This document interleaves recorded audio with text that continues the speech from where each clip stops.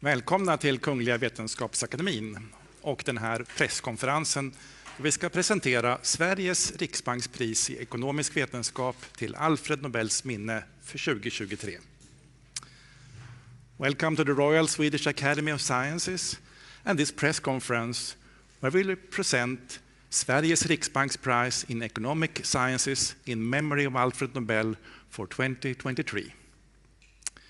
We will keep to our tradition and begin in Swedish and then continue the presentation in English. You are of course welcome to ask questions later on in either language. Jag heter Hans Ellegren och jag är ständig sekreterare här på Kungliga Vetenskapsakademin. Till höger om mig sitter professor Jakob Svensson, ordförande i kommittén för Sveriges riksbankspris i ekonomisk vetenskap till Alfred Nobels minne. Och till vänster om mig professor Randi Hjalmarsson, ledamot i priskommittén och sakkunnig i ämnet. My name is Hans Ellegren. I'm the Secretary General of the Royal Swedish Academy of Sciences. And to my right is Professor Jakob Svensson, Chair of the Committee for Sveriges riksbankspris in economic sciences in memory of Alfred Nobel.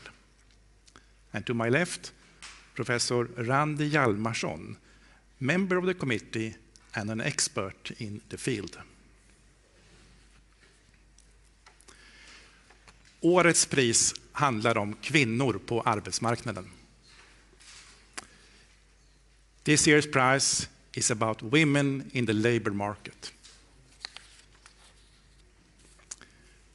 Kungliga Vetenskapsakademin har beslutat utdela Sveriges riksbankspris i ekonomisk vetenskap till Alfred Nobels minne för 2023 till professor Claudia Goldin, Harvard University, USA, för att ha förbättrat vår förståelse av kvinnors arbetsmarknadsutfall. The Royal Swedish Academy of Sciences has decided to award Sveriges riksbankspris in economic sciences in memory of Alfred Nobel 2023 to Professor Claudia Goldin, Harvard University, USA, for having advanced our understanding of women's labor market outcomes. Professor Jakob Svensson will now give us a short summary. Please. Thank you. Over the last half a century, most high-income countries have witnessed a spectacular increase in women's labor market participation. The gender gap in earnings has also fallen sharply, at least since the 1980s. Still, even in countries considered the most equal, where women are more educated than men, women are less likely to work, and when they work, they earn less than men. Globally, but also historically, in high-income countries, women are and have been vastly underrepresented in the labor market. This year's laureate has provided the first comprehensive account of women's earnings and labor market outcomes through the centuries. Her research reveals new patterns, identifies causes of change, but also speaks to the main sources of the remaining gender gaps. Understanding women's role in the labor market is important for society, not the least because if women do not have the same opportunity as men, or they participate on unequal terms, labor, skills, and talent go wasted. Thanks to Professor Goldin's groundbreaking research, we know much more about the underlying factors driving women's labor market outcomes, and which barriers may need to be addressed in the future. Thank you. Thank you, Professor Svensson. Professor Hjalmarsson, are you ready to give us a more detailed presentation? Absolutely. Yeah, please.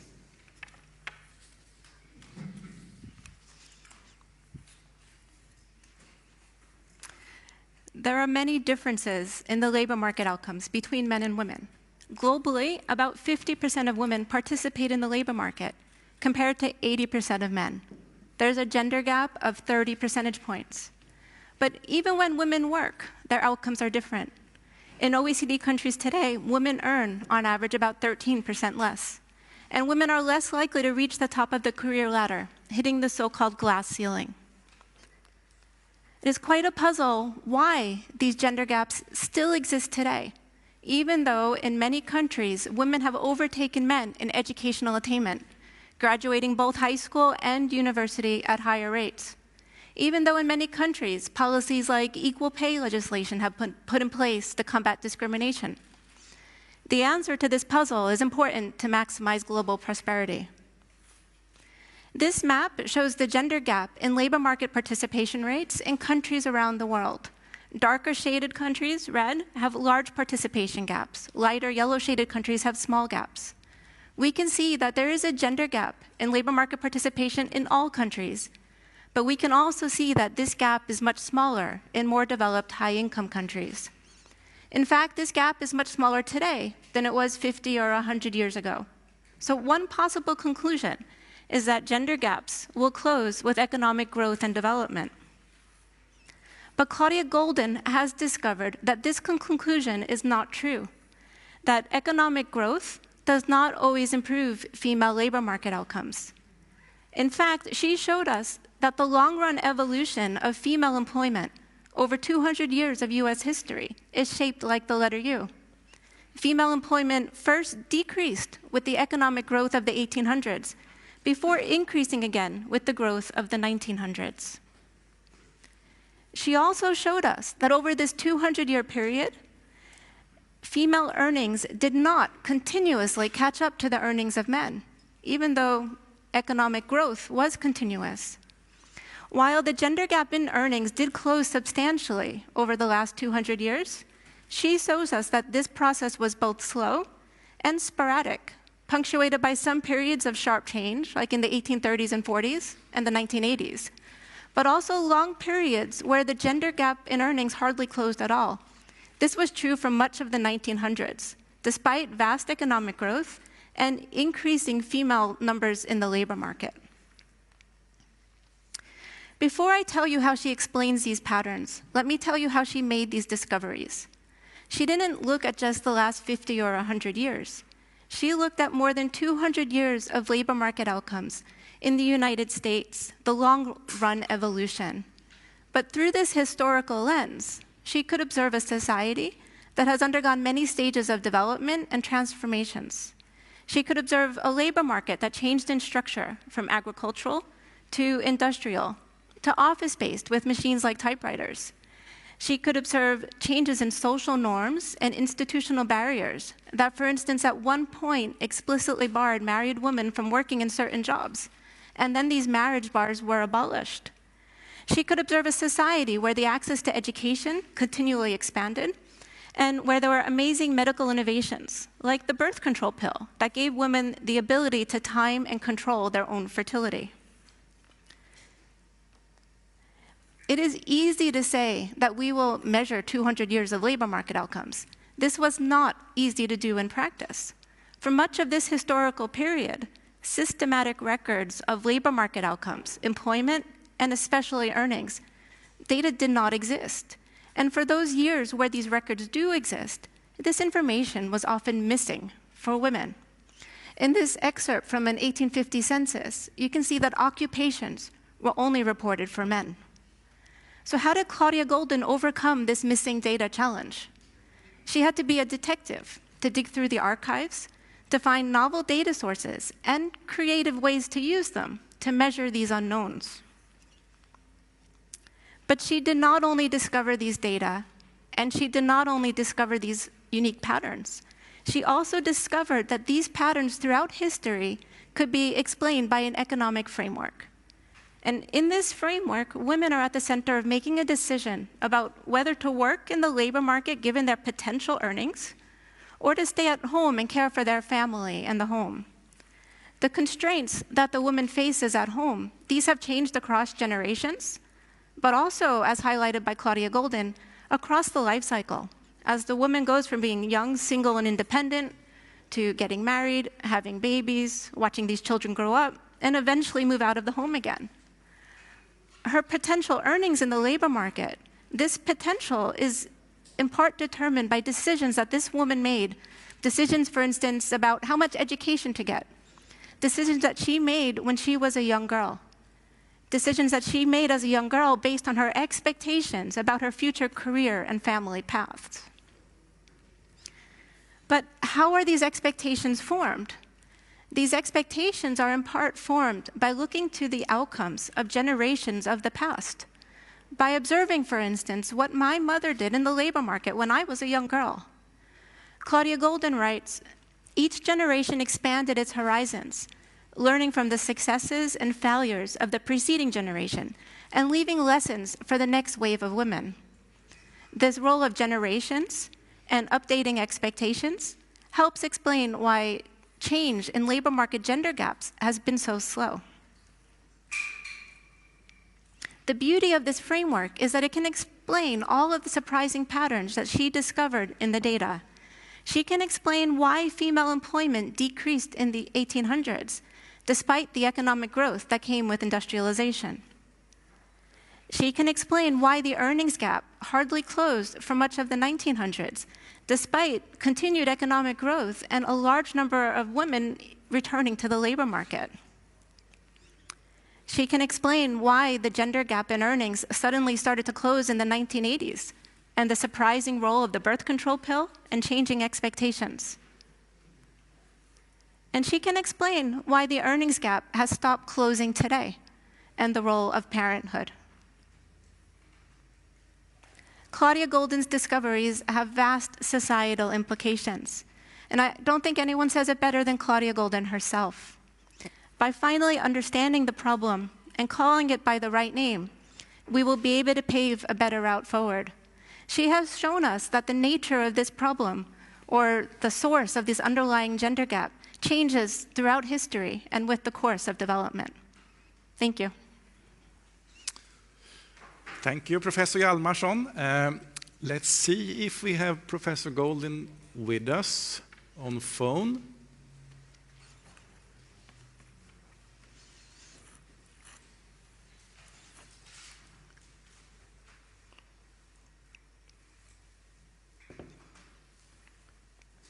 No, we shall see if we can get hold of her.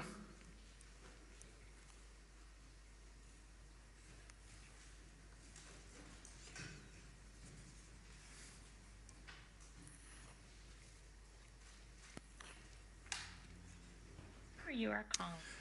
Professor Goldin, are you there?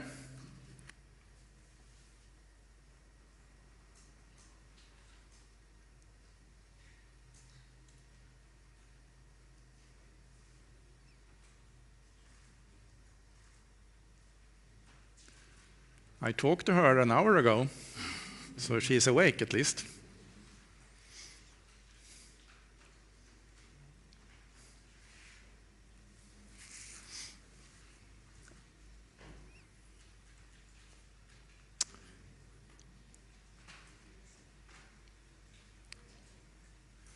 No, it seems to be some problem with the connection there. So instead, we open for questions from the audience, and you are welcome to ask questions about the prize in economic sciences and the research involved to the committee members or to me if you want. Please, one here. Do we have a microphone?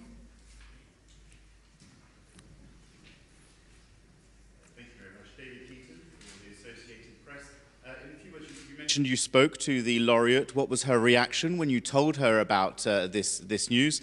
And maybe a little bit also about the discovery. You mentioned right at the end that it's about understanding this problem will help us pave a way forward. What are the recommendations that she makes for societies to indeed reduce this gap even further? Okay, the short answer first. She was surprised and very, very glad. I think one thing to highlight about her research is that she does not explicitly study policy.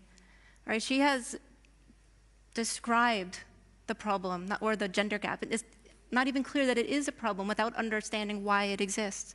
So she has demonstrated that the sources of the gender gap change over time. And understanding what's underlying it is the first step to understanding what one might want to do if one wants to do anything at all to affect it. And basically, it says, you can't treat an illness with a medication without knowing what that is and what causes it. So she has provided this underlying foundation that has different policy implications in different countries and different contexts around the world, depending on the stage of development that they're at. Please. You can use the microphone on the table there if you turn it on. Thank you. We are Chinese Nordic time. We see we have been through a very challenged economic footing this year so far. The tragic war in Ukraine and Russia, and high inflation rate affecting the people's life well-being in global wide. My question is, to what extent does this be into consideration in this year's proposal? Yeah, I think the answer to that question is that it has not directly played in to the work of the Prize Committee. This is usually a process that takes time, and we gather information and take in information, and based on the information we get in and our own work, we then end up with suggesting a prize. But current affairs usually does not flow into that decision. Please. Hello, Bogomir Radecki, the Polish television, TVP Science. Last year's award was about economic crisis, and I wanted to ask, what does the Claudia Goldin's research actually tell us about the role of economic crisis regarding the position of women in the labor market? Thank you. Do you want to ask? Well, she has studied the role of women over 200 years. Through many stages of development, many stages that were not economic crises. We definitely do talk about, I think she has at least one study that's talking about sort of the depression. And it is also related to these marriage bars and when they were abolished. But it's not explicitly what her research speaks to. Right? Her research is about the role of women throughout 200 years of history, and much of that time is not economic crises.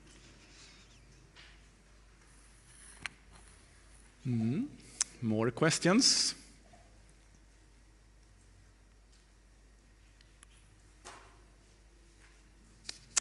See no hands. And we still haven't got contact with Professor Goldin? No? Here is one question. Yeah.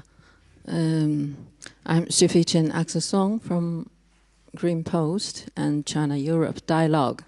My understanding of her description about women's career decision has great to do with the background of the person, or even where you are from. For example, in the developed world, then you have a better background, then maybe the children can have a better future or work. While you are in a poor country or poor family, then it's more difficult. It seems this kind of phenomena exist, and she just find out this. But I just wonder what's the solution or suggestion for closing this gap. I don't know if my question is clear. I'm not sure your question is clear. For me, I understood it as whether or not these gender differences vary with economic background of the parents. Is that correct? I think she described the gap, yeah. But did she give some kind of solution or any suggestion? No. So, as I said earlier, she does not prescribe a solution. right? But she explains the source of the gap and how it has changed throughout history. That the source of the gap, back in the industrialization period in wages, that gender gap was not due to discrimination, but the role of discrimination changed as we moved to offices. Right, so she explains the source of the gap and how it's changed over time and how it varies with the stage of development. And therefore, there is no single policy. It's a complicated policy question, because if you don't know the underlying reason, a certain policy won't work. Yes, please. Carl-Johan Fonset, Swedish Daily Dagens Nyheter. So this year's prize is about impediments to women's contribution to economic life, and this is in fact the third woman to receive the prize. Has the prize committee taken the opportunity to reflect on this topic on impediments to women's contribution in academia and economic sciences in general? Yeah, so I think there's a number of questions you ask, both how we in the committee work, and there we do not take into account the gender or sex as a criteria in identifying potential prizes. When it comes to barriers in academia, I think Goldin's work is very relevant here too. Both when it comes to expectations, for instance, we know in my own field, economics, historically, very few women enter that profession, and why it has taken time to see changes, and we do see changes now, are issues that Goldin has worked and provided us with answers to. Yes.